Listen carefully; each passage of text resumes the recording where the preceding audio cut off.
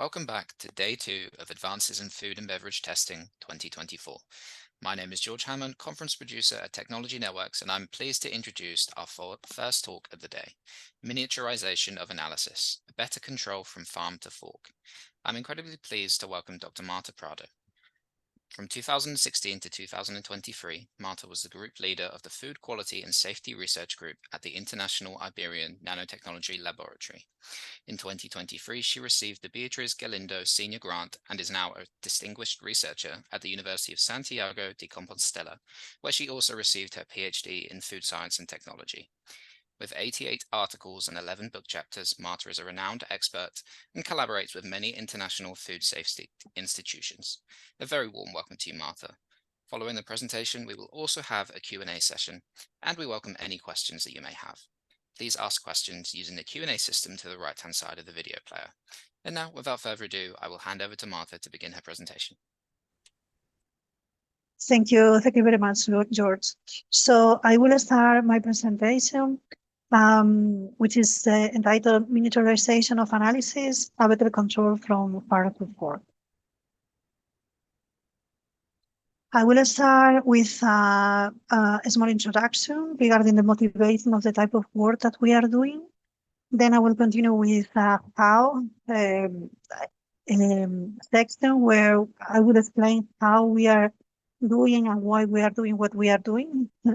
The third point will be the miniaturization of analysis and how we are doing this miniaturization of analysis. And then I will give some examples and to finalize with some integration and future steps of the work that we are performing. So regarding the motivation, we see every day news on the news some food safety issues that are happening in different parts of the world, such as these examples that you can see here. An E. coli outbreak in the UK, some cases of listeriosis in the States, and it's also very frequent to find news about food fraud. As a proof of that, the European Commission has monthly summary reports regarding this specific topic, food authenticity. But what is the issue? The food value chains is characterized by its complexity. There are many points of the food value chains where a contamination or a fraudulent activity could happen. It's also an extremely fast process, meaning that from production to consumption, the time is very short. So we have to act fast, let's say. And there is also a rather low gross profit margin. And we have to consider this when we are thinking about investing in some analytical approach. But on the other side, any issue at any point of the food value chains might impact consumers' health, which is, of course, the most important point. But it will also have an economic impact on the involved actors, and it will damage consumer trust, and it will damage very much the image of that the consumers have from some specific companies or industries, right? When we want to analyze, to perform the analysis on food products to make sure that everything is okay, that the products are safe, there is not foodborne pathogen, for example, or they have not been adulterated. Normally, the analytical procedures are either lengthy or costly or quite complicated, or a combination of these three factors. And the available fast analytical and simple analytical methods very often lack sensitivity or specificity. So there is the need of fast, sensitive, and in situ detection devices and methods, but at the same time, they should provide us with reliable results of analysis in the different points of the food value chain. And if we want to bring the analysis from the lab to the field, we need to know that not all that we need to analyze is currently miniaturized, so it's not possible to bring them to the different points of the food value chains. But there have been some research efforts directed towards the microfabrication that will allow in the future more decentralized analysis of the food products and the ingredients, and also advanced sensing in miniaturized devices can contribute very much to a more reliable and safer food value chains, as well as to contribute to this food authenticity and food quality of the products that we have in the market. Now, how we are doing this, which types of approach we are working on. In my case, I'm working on mainly on DNA analysis because it allows to have a high specificity due to the DNA, the use of the DNA sequence. Also, DNA allows to have a reverse hybridization, which help us in many types of analysis, as we will see later on. Is not affected by variability of phenotype, contrary to other common targets, such as proteins, that might be affected, for example, in the case of plants, by specific weather conditions or the season, no? In which the plants have been grown. It's also, and this is something that is very important when we are thinking about food products. It has a high stability, so we can obtain DNA from mummified tissues, bones, forensic samples, and of course, processed food products. And also allow us to have a high sensitivity since we can amplify a specific sequence of the DNA. Another important point is that it's relatively easy, the functionalization of nanomaterials and surfaces with DNA. And there are many, many different applications for DNA analysis. Particularly, I have been working on microorganism detection, both detection of foodborne pathogens and spoilage responsible microorganisms. And also I have worked as well in food fraud detection, indirect detection also of food allergens, but also in other areas such as environment, where we work with the detection of invasive species in river basins, and also some applications as well on diagnosis. But how we can, as we say, put a hamburger into a microchip? This is not an easy task, as you can imagine, right? So we use a modular approach to develop these reliable analytical solutions. So we work in each module of analysis in order to combine them at the end of an integrated macro total analysis system, meaning that we will work in each of these steps of analysis and with very specific applications in mind, in order to really challenge these devices and challenge this method to make it reliable, to make the final device reliable. So we work on the sample pretreatment part by working on the preparation of the sample. And this is particularly important when we are thinking about detecting foodborne pathogens, since we need to be able to detect one colony forming unit in 25 grams in most of the cases. So this is really, really challenging. So we are working on the enrichment steps, for example, to make it shorter, because this is sometimes the bottleneck to make a fast analytical approach. Then we are working on the part of DNA purification by combining microscales, solid phase extraction, and microfluidics. Then we are working as well on the DNA amplification part. So we work with PCR and qPCR approaches, but we are also working on alternative approaches for DNA amplification, such as the use of isothermal DNA amplification. And this is because it will facilitate the miniaturization of the devices, because the thermal control is not so strict as happens with the PCR. With isothermal amplification, we are able to amplify a target DNA sequence, but at a constant temperature, contrary to what happens with PCR, where we need to follow some cycles of temperature. And this is sometimes difficult to control and difficult to miniaturize. And then we are working as well in the part of nanoparticle assisted or nanomaterial assisted DNA detection by combining DNA with some specific nanomaterials that help to help to have a higher sensitivity of analysis.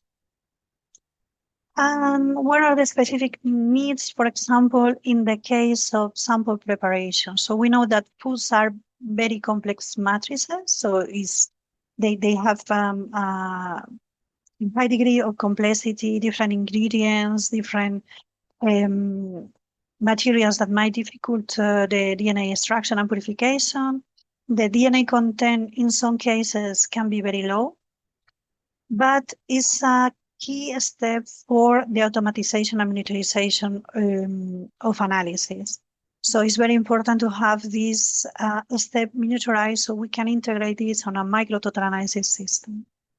This is the schematic representation of a typical solid phase extraction approach, where we have first the binding of the DNA on a solid substrate, and then we have some washing step where we eliminate anything that is not DNA, any other type of molecules that can interfere with the analysis.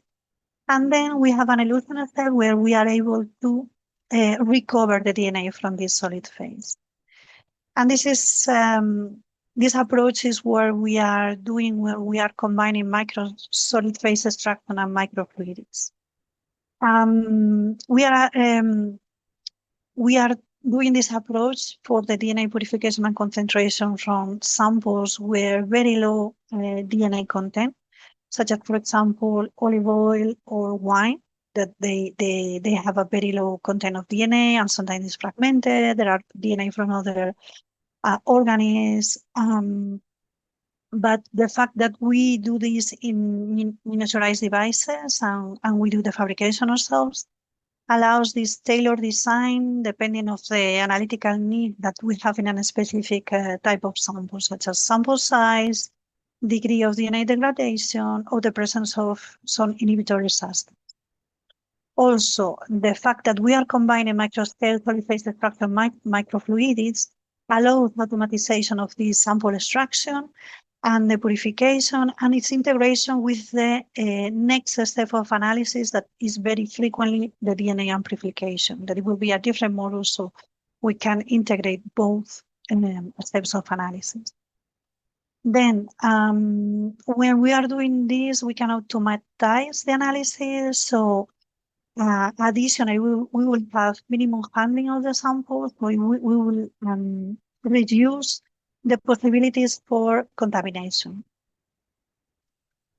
And some examples that I can give you now. So in the case of olive oil, we have a very good example here. Olive oil is in the top 10 list of food products with higher risk of food fraud. And this is because it's very interesting product. Is quite expensive. And it has some characteristics, particularly related with health, that makes a very valuable product for the consumer. And there are different types of possible adulteration, such as bleeding with cheaper vegetable oils, or misrepresenting the origin, the cultivar of the category. DNA analysis can help us a lot for detection of adulteration, but it's a very challenging type of analysis because particularly in olive oil, the DNA content tends to be very low. Here, what we did in this work, we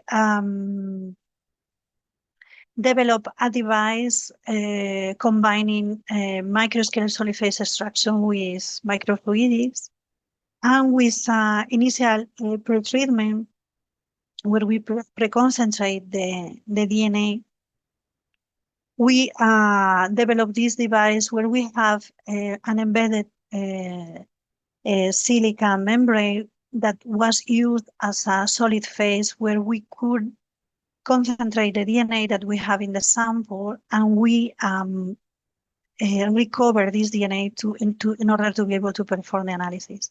We test this device and the method, and we compare it with a commercial kit, and we obtain very, very interesting results, both in spiked extra virgin olive oil and in commercial extra virgin olive oil. We have 3 times higher for spiked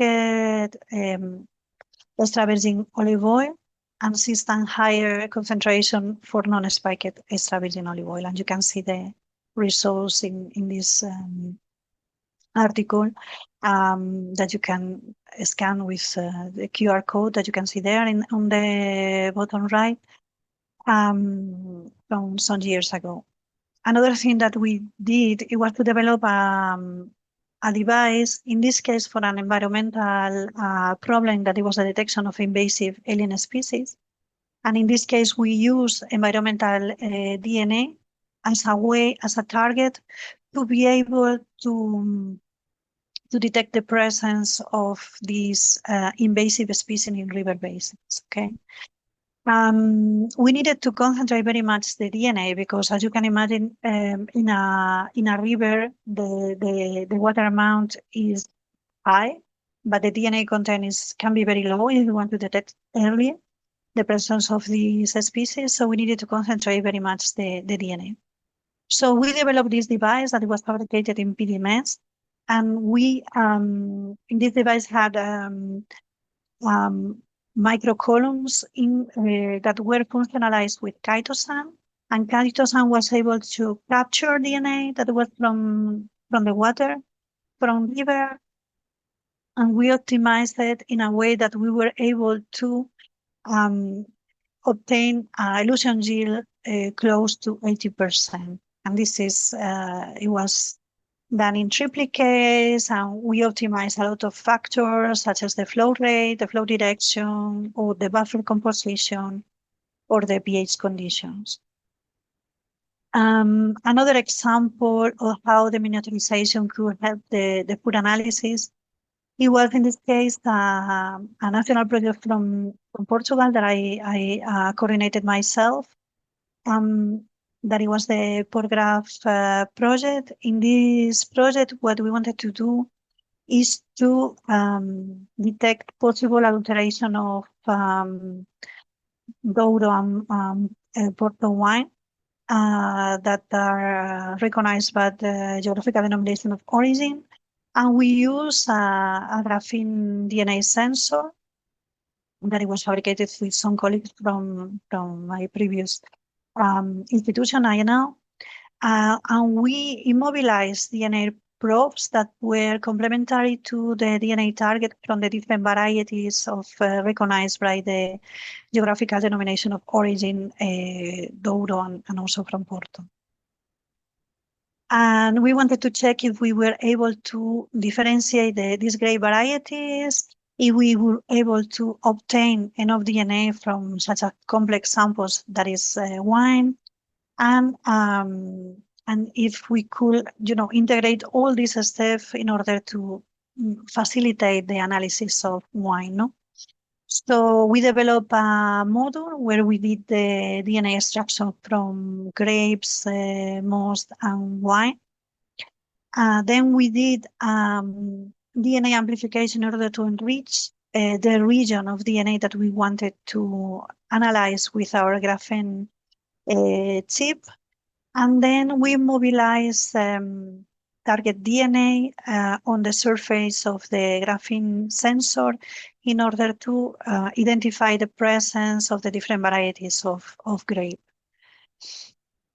And another example, it was on this nanoeters project, where we evaluate different possible markers for the authenticity of olive oil.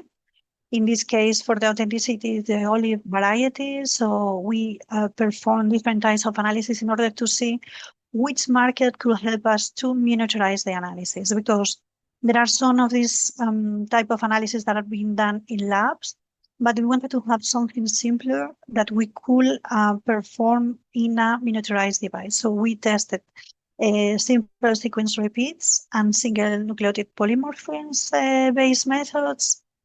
And we came to the conclusions that for our case, that it was the objective was to miniaturize the analysis.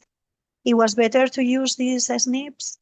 And we developed as well a miniaturized device with peltiers and with an optical sensor and a microfluidic cartridge where we perform all the analysis. And more recently, right now, we are working in the Titan project that you can see here, the web page, if you are curious about it, where we are working on the identification of olive varieties from Cyprus, Turkey, and Greece. And we perform the phenotypical characterization to be sure that the varieties that we had were as indicated by the companies, because some of these varieties are really, really similar. We perform the DNA sequences of two fragments of two very specific genes, and we have identified the SNPs there. Now we are working on integrating specific qPCR methods on these cartridges to be able to detect on-site to bring these to the different points of the food value chains. Another example related with allergen detections that we have developed in the last years in collaboration with the University of Granada in Spain. It was the development of a paper-based device, a miniaturized device fabricated in paper. And in this case, we didn't perform a DNA amplification. We use aptamers that are DNA fragments that can be immobilized on a surface and help us to detect the presence of specific proteins or other molecules, right? So we mobilize these aptamers on a paper surface, and we use also quantum dots to measure optically the specific detection of beta-lactoglobulin that is from milk, to be able to detect the presence of this milk allergen on different type of products such as cookies and other products that. And the interesting thing about this is that in the future it could be used by consumers themselves, for example, to test at home or in the restaurant the presence of specific allergens that they are sensitized to. And also in the case of allergen detection, we are also working in this Titan project on the detection of some specific allergens that could be present in bakery-related food products. And the issue with bakery-related food products is that sometimes this type of allergens appear unintentionally. So because sometimes some of these products grow to wheat in the field, or they can be cross-contaminated with these products. So in this case, we are working on the development of an isothermal DNA amplification method combined with colorimetric detection for the detection of some specific ingredients such as sesame, mustard, and soya. And just to finalize regarding this integration and future step, I'm showing you some examples of something we have developed in the last year in collaboration with the technology engineering group of INL, where they have developed for us miniaturized devices combining augmented reality color detection. So we could do the amplification in our cartridges And with this approach, you can see maybe here in this video, you could see a change of color, okay? And you could also see, thanks to these squares that you can see here in the video, you could see if the cartridge is well aligned. So, and we could measure the change of color with a RGB readout. So we could see if an amplification was positive or not, thanks to this RGB readout. And we could see as well if it was well aligned, thanks to this augmented reality color detector. And also about integration, in this Titan project, we are currently working on the combination of our authenticity approach for olive oil varieties in olive oil, combining our devices with the blockchain, with the help of the Open Food Chain, that is a company that is working on the food chain. We are evaluating the methods thanks to the help of Focus Food that is helping us to validate the methods for analysis. And the idea is to combine the authenticity associated with the DNA detection of these varieties and identification of these varieties with the blockchain to ensure the traceability of the products, so we can know the full path of this product until it's arriving to our table, right? And in another use case in the same project, in the Titan project, we are working on the detection as well of allergenic ingredients, as I was mentioning before, in food products, particularly in bakery products.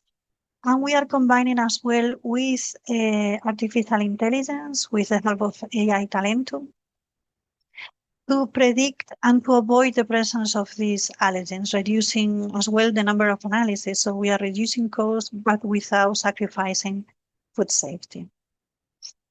And just to finalize, some ideas to take home is that micro nanofabrication are key technologies in the development of advanced analytical devices. This modular approach that we are using has proven to enable the development of reliable analytical solutions.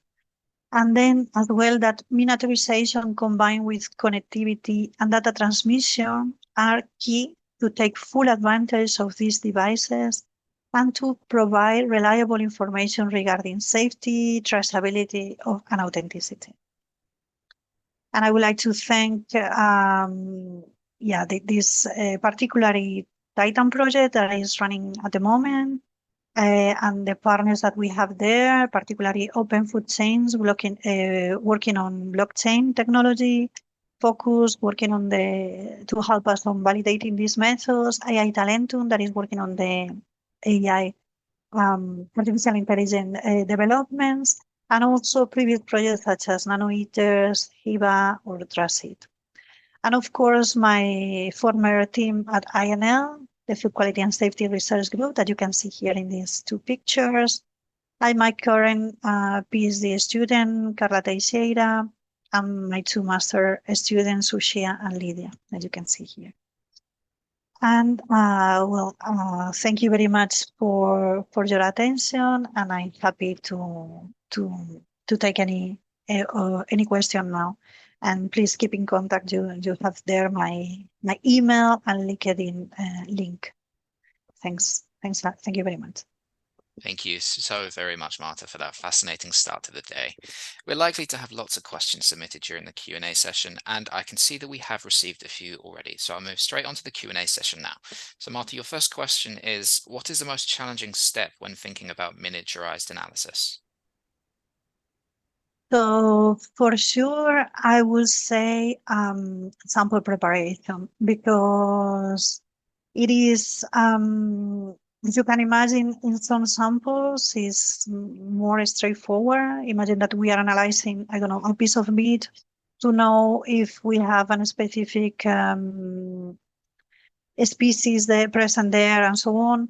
But normally food products are much more complex, such as, well, some examples that we had today, olive oil, where we have a lot of different components and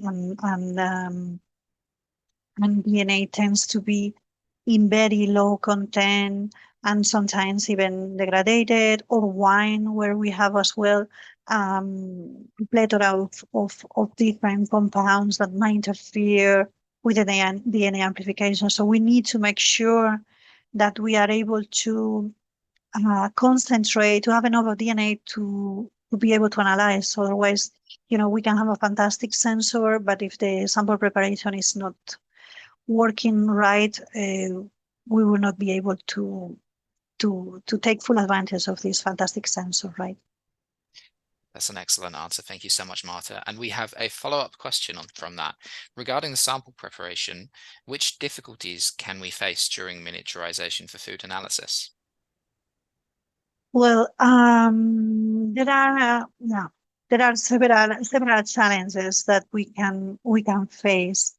As I was mentioning before, for example, the fact that in some cases we have very low content. So we have to take this into consideration. For example, we work in solid phase extraction. So to solve that, normally what we do is to increase the surface area where the DNA molecules could be attached. Another possible challenge that we might have is that we could have other compounds that might inhibit the PCR or amplification reaction that is normally after. So we need to make sure we are getting rid of them in a way, no? So we have to have a very good washing and purification step in order to eliminate them. And sometimes as well, we are starting with some solid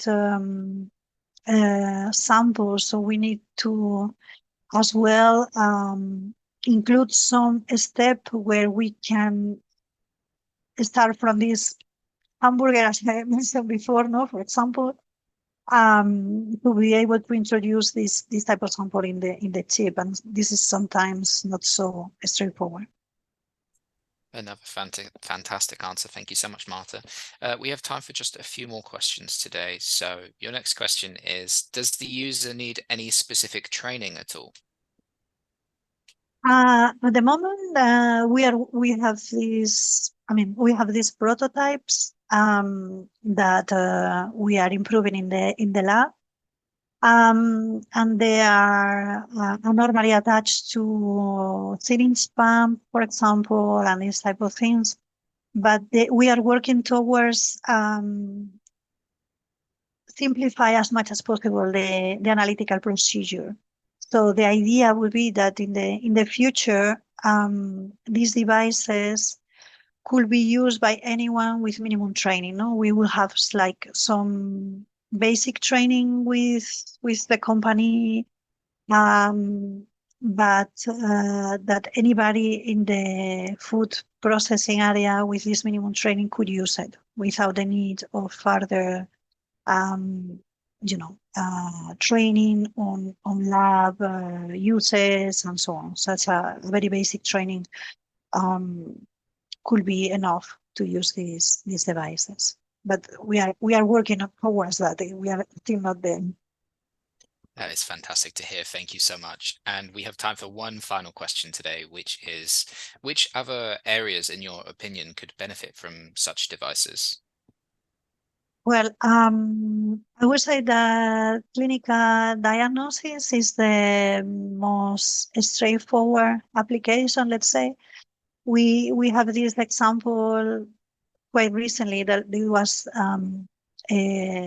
the time of the pandemic, right, where we have these fast analysis that make our life much easier, right? Because at the beginning we were doing the analysis and it took like 2 days, and after some times we were able to have at home this small miniaturized analysis to do it ourselves, so we can have an idea if we have COVID or not, right? And that was really, really helpful because we could decide whether to meet other people or not, no? And that was really, really useful. Um, and this could be applicable to many other diagnosis applications, right? And it is quite straightforward. But also in many other fields, such as environment. I mentioned before the case of environmental DNA for detection of invasive species, but there are many other examples where we could use. We could check if a specific area is contaminated, is okay for bathing now that summer is coming, right? Um, and Also in air, we could measure what is happening in air. Veterinary diagnosis as well, of course, that is related with clinical diagnosis. Yeah, there are many other fields where we could use this type of approach. Excellent. Thank you so much, Marta. Unfortunately, that is all the time we have available for today, but it's been an absolute pleasure to have you present with us, and we very much appreciate your time.